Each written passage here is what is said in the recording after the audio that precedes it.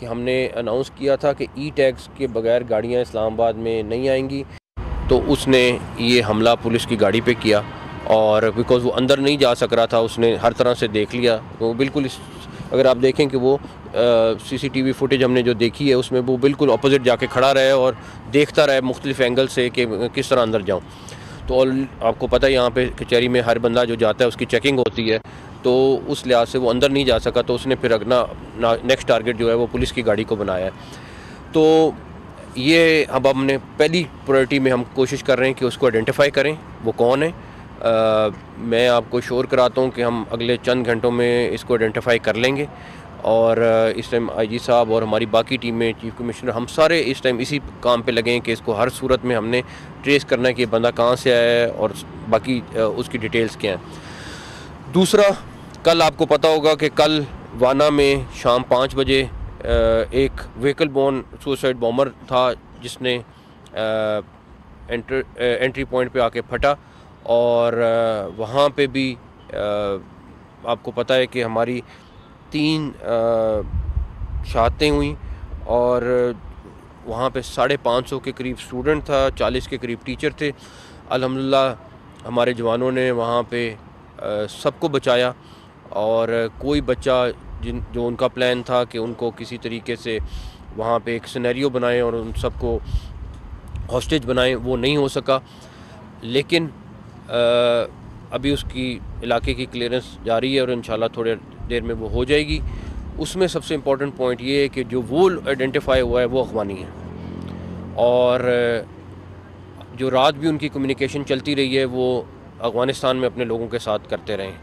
तो वो उसमें तो हम बहुत क्लियर हैं कि वो सारा का सारा जो अटैक है उसमें अफ़गानिस्तान डायरेक्टली मुलव्वस है।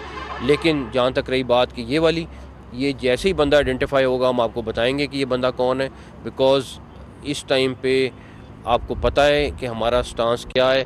मैं सिर्फ अपने केपीके के भाइयों से ये रिक्वेस्ट करूँगा कि प्लीज़ अपने आप को बदनाम ना करें। हमें अपने मुल्क के साथ खड़ा होना है, हमें अपने फोर्सेस के साथ खड़ा होना है जो इन दहशतगर्दों को क्लियर करा रहे हैं। ये आपको बदनाम करने की कोशिश कर रहे हैं, आपको अपने ताल्लुक़ के बुना पर आपको साथ मिलाने की कोशिश कर रहे हैं। लेकिन हमारे लिए सबसे पहले पाकिस्तान होना चाहिए, उसके बाद कोई और मुल्क आता है, सबसे पहले पाकिस्तान। आप मुझे ये बता दें कि अफ़गानिस्तान में कितने लोग हैं जो अपने स्टांस से हट रहे हैं, तो ये हमें देखना पड़ेगा। हमें अपने मुल्क में अपने मुल्क के साथ रहना है सबसे पहले। तीसरा,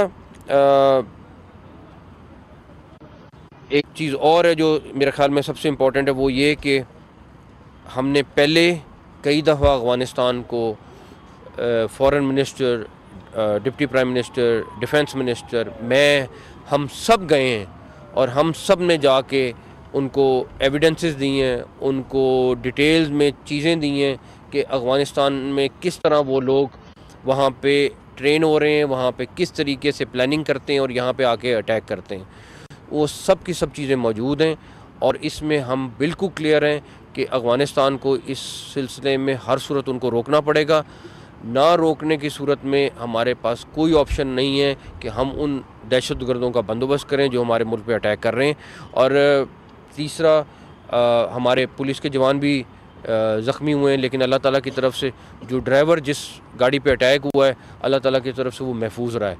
ये भी मैं इनसे पूछ रहा था कि वो कैसे पॉसिबल हुआ है, बट कुछ चीज़ें होती हैं कि इंसान देखता है। लेकिन हमारे जवान ज़ख्मी हुए हैं। एक लॉयर हैं जो अभी आइडेंटिफाई हुए, लेकिन उनकी आइडेंटिटी अभी नहीं पता चली, लेकिन वो उनके ब्लैक उन्होंने सूट पहना हुआ है, तो वो हमें है कि वो लॉयर हैं जो हैं। बाकी लोगों को आइडेंटिफाई कर रहे हैं, जैसे ही वो होंगे हम आपको डिटेल बता देंगे इंशाल्लाह। सर, एक हमसाया मुल्क का तो ज़ाहिर आपने जिक्र किया, दूसरा हमसाया मुल्क का जो उसी हमसाया मुल्क बड़ा करीबी ताल्लुकात में है। गुज़श्ता रोज़ एक ब्लास्ट हुआ जिसमें धमकियाँ भी दी गई और हमसाया मुल्क के जो मीडिया है वहाँ पे कहा जाता था कि बदला भी लिया जाएगा। इस हमले का आप समझते हैं कि ताने बाने मिलते हैं? सर पे ऐड कर लेंगे, कुछ इतलात पहले से थी कि इस्लामाबाद में मुख्तलिफ मकामात पर इस सिस्टम की ब्लास्ट की जो है इतलात ऑलरेडी डिस्ट्रीब्यूट हो चुकी हैं अदारों को, तो क्या वो तस्दीक करेंगे कि वाकई ऐसी इतलात थी? नहीं, जहाँ तक रही उनके कल वाले उसकी और जो आप बात कह रहे हैं, बात बड़ी क्लियर है कि चाहे वो केपीके में दहशतगर्द हैं या बलूचिस्तान, उनकी फंडिंग इन्होंने 3 गुना बढ़ा दी है।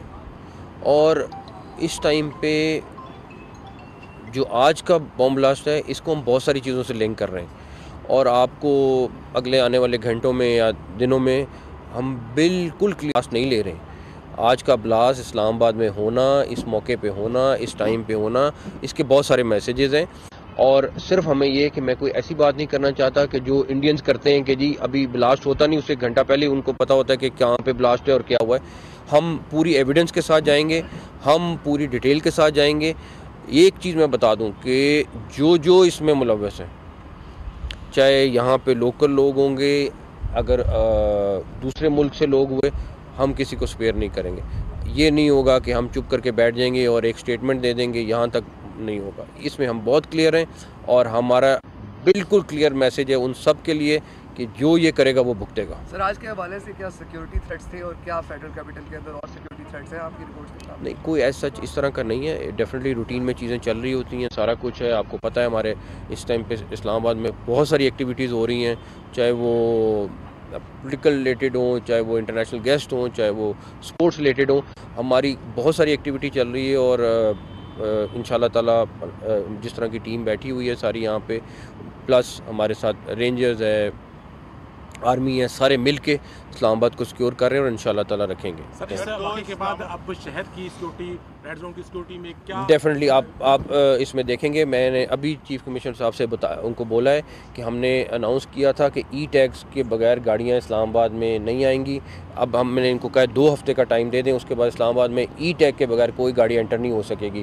चाहे जो वहाँ लोकल रहने वाले हैं वो उसमें आपको कोई उसमें पैसे नहीं डालने, लेकिन ई टैग से रजिस्टर होना ज़रूरी होगा ताकि हम इस्लामाबाद को और ज़्यादा सिक्योर कर सकें। बस ये कमेंट करते हैं कि जो गैर कानूनी शहरी हैं हमसाया मुल्क के, यहाँ ज़ाहिर बड़ी तादाद में रह रहे हैं, उनके खिलाफ ऑपरेशन में कितनी बड़ी तेज़ी आएगी आफ्टर दिस इंसिडेंट? ये आप देखेंगे, ऑलरेडी बहुत तेज़ी से चल रहा है। कल भी हुआ है, परसों भी हुआ है, डेली कर रहे हैं। लेकिन अभी मैंने अभी आईजी साहब से पहली बात ये की है कि कोई बंदा स्पेयर नहीं करना, चाहे जो मर्जी हो, हर बंदे को निकालें यहाँ से बाहर। सर, 2 इंटरनेशनल इवेंट्स हो रहे हैं सर। रेड अलर्ट आया था जिसमें वाज़ तौर पे कहा गया था कि इंडियन जो हमारी इंटेलिजेंस है उन्होंने सुसाइडर जो है वो पाकिस्तान के आदमी हैं जिनका टारगेट पेट्रोल खान, रसिया बासटा और कैंट। देखें, मुख्तलिफ़ किस्म की चीज़ें मुसलसल आ रही होती हैं और हम उनको वैल्यूएट भी कर रहे होते हैं और हमें बिल्कुल अंदाज़ा है कि इस टाइम पे अफ़गानिस्तान से वो क्या करेंगे, कितने लोग भेजें, वो सारा कर रहे हैं। कुछ लोग पकड़े जाते हैं, कुछ लोग